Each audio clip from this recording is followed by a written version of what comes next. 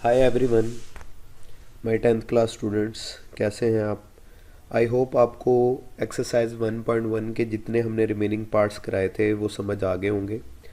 आज हम question number 1 का 5th पार्ट करेंगे और इसका लास्ट पार्ट आपके लिए मैं छोड़ दूंगा कि लास्ट पार्ट आप मुझे खुद करके दिखाएंगे, ठीक है, कि आप लोगों को ये समझ आया है या नहीं। ठीक है, तो इसके अंदर हमने आपको एक तो स्टैंडर्ड फॉर्म फाइंड आउट करनी है और दूसरा बताना है कि ये प्योर क्वाड्रेटिक इक्वेशन है या खालिस है या नहीं है। तो पहला स्टेप हमारा वही है कि डिनोमिनेटर के अंदर जो नीचे दोनों वैल्यूज़ होती हैं x जमा 4 और x जो है, ठीक है, ये x + 4 और x, इनको इस वैल्यू के साथ, इस वैल्यू के साथ और इक्वल के जो दूसरी साइड पे वैल्यू है इसके साथ भी आपने क्या कर देना है, मल्टीप्लाई कर देना है। तो ये स्टेप हम दोहराते हैं।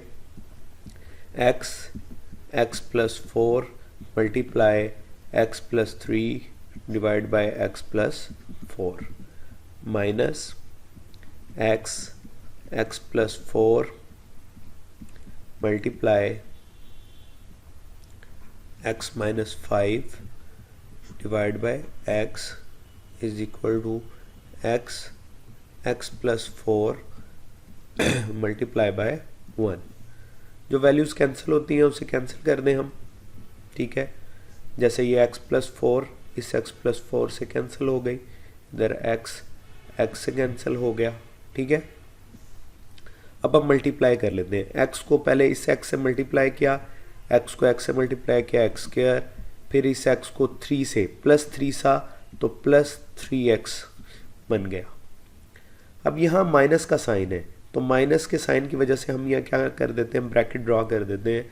अब ब्रैकेट के अंदर x + 4 है और यहाँ भी दो वैल्यू है x - 5। इसको मल्टीप्लाई करने का तरीका फिर दोबारा से मैं पॉइंट आउट कर देता हूँ, आपको आना चाहिए। पहली टर्म को पहले इधर की पहली टर्म से मल्टीप्लाई कर देते हैं, x को x से मल्टीप्लाई किया, x² हो गया। फिर इसी x को आप इस 5 से मल्टीप्लाई कर दें, इधर माइनस है इधर प्लस है, प्लस माइनस माइनस, 5x को 5 से मल्टीप्लाई करेंगे तो 5x हो जाएगा। अब सेम केस इसके सेकंड टर्म के लिए करना है। 4 को पहले आपने x से मल्टीप्लाई करना है, 4 को आपने x से मल्टीप्लाई किया तो क्या हो गया, +4x, और 4 को फिर आपने किससे मल्टीप्लाई कर देना है, 5 के साथ, प्लस माइनस माइनस, 4 5 = 20, 4 को 5 से मल्टीप्लाई किया तो आ गया 20। इक्वल का साइन डालें। अब 1 अगर मल्टीप्लाई करें तो ये वैल्यू एज इट इज़ रहेगी, तो आप x को पहले इस x के साथ मल्टीप्लाई करेंगे, x² हो जाएगा, और x को फिर आप 4 के साथ ज़रब दे देंगे, +4x हो जाएगा, ठीक है। अब इसको एज इट इज़ लिखे, x² + 3x, माइनस की वजह से अंदर तमाम साइन चेंज हो जाएंगे। ये प्लस का था माइनस को हो गया, इधर माइनस था प्लस हो गया, इधर प्लस था माइनस हो गया, इधर माइनस था प्लस हो गया, और ये वैल्यूज़ को भी आप उठा के इधर लें। इधर प्लस में थी ये वैल्यू, इधर आकर माइनस में हो गई, -x² और -4x = 0। अब हम x² वाली वैल्यूज़ देख लेते हैं कि x² वाली वैल्यूज़ हमारे पास कहाँ कहाँ पर मौजूद है। एक तो x² की वैल्यू ये है प्लस में और ये है माइनस में, ये क्या हो गई, कैंसिल हो गई। हमारे पास x² की सिर्फ एक वैल्यू बची, वो हम यहाँ लिख देंगे -x²। अब x वाली वैल्यूज़ देखें, ये +3x और +5x कितने हो गए, +8x हो गए, -4x और ये वाला -4x, ये मिलके कितने हो गए, -8x हो गए। +8x और -8x आपस में क्या हो गए, ख़त्म, कैंसिल हो गए, तो x वाली वैल्यू यहाँ क्या हो गई, ख़त्म हो गई। अब बचा क्या हमारे पास, सिर्फ 20, तो आप यहाँ 20 लिख देंगे, +20 = 0, ठीक है।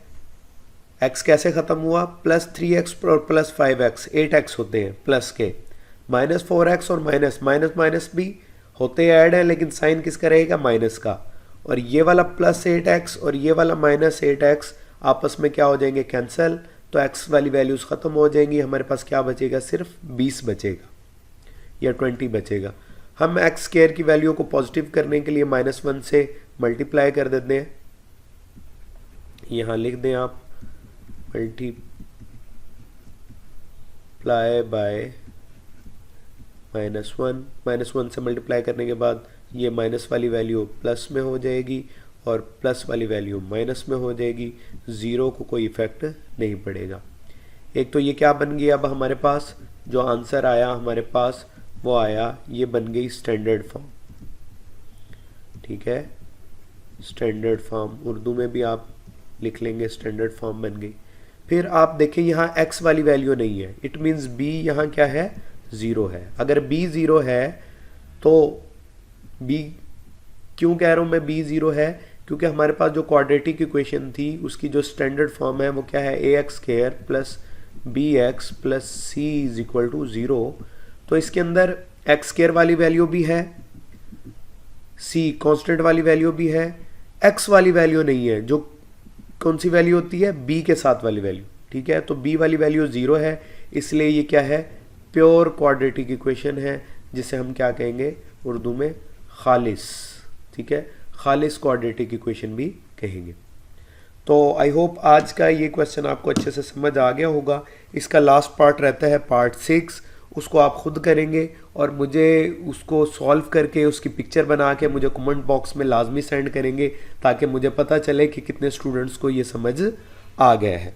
ठीक है, कल हम इसके रिमेनिंग जो है फैक्टराइजेशन मेथड है उसको डिस्कस करेंगे। ठीक है, तो चैनल के साथ जुड़े रहें और आपके जितने भी दोस्त हैं, फ्रेंड्स हैं जो 10th क्लास में पढ़ते हैं, उन्हें के साथ भी इस चैनल को शेयर करें ताकि वो भी बेहतर तरीके से अपनी मैथ को समझ सकें। My best wishes with all of you, thanks.